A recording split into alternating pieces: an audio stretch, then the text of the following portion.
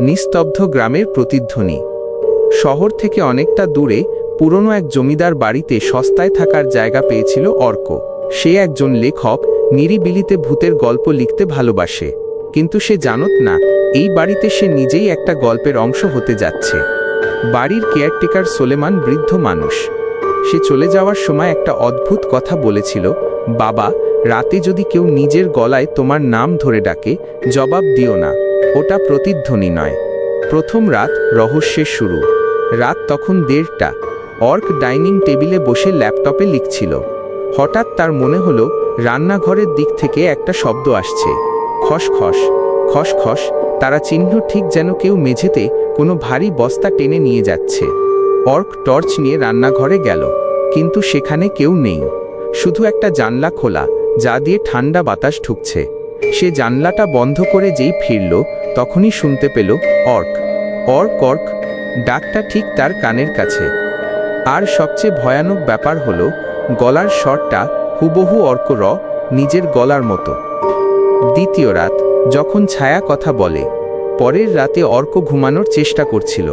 হঠাৎ সে অনুভব করল তার খাটের নিচে কেউ যেন নিঃশ্বাস ফেলছে। সে ভয়ের চোটে একদম জমে গেল। হঠাৎ খাটের তলা থেকে একটা হাত বেরিয়ে এল।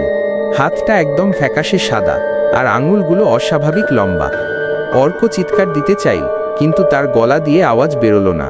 সে দেখল খাট থেকে একটা ছায়া উঠে এসে আয়নার সামনে দাঁড়াল। আয়নার ভেতরে অয়ন নিজের প্রতিফলন দেখল, কিন্তু প্রতিফলনটা তার কথা শুনছে না। আয়নার ভেতরের অর্ক হাসল। সেই হাসিতে কোনো মমতা নেই, শুধু এক হিমশীতল ঘৃণা। আয়নার ভেতর থেকে সে বলল, তুমি কি জানো কেন আমি তোমার মতো কথা বলি? কারণ তোমার শরীরটা আমার খুব পছন্দ হয়েছে।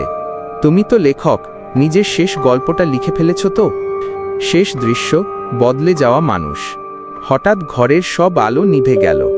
অন্ধকারের ভেতর শুধু শোনা যাচ্ছিল কাঁচ ভাঙার শব্দ, ঝনঝন। আর অয়ন অনুভব করল তার সারা শরীর যেন বরফ হয়ে যাচ্ছে। কেউ একজন তার চামড়ার ভেতর ঢুকে পড়ার চেষ্টা করছে। পরদিন সকালে কেয়ারটেকার সোলেমান এল।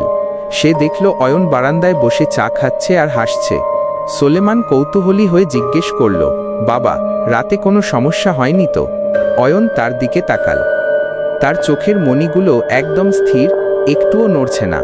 সে ঠিক নিজের গলার স্বরে বলল, না সোলেমান কাকা, কাল রাতটা খুব অদ্ভুত ছিল।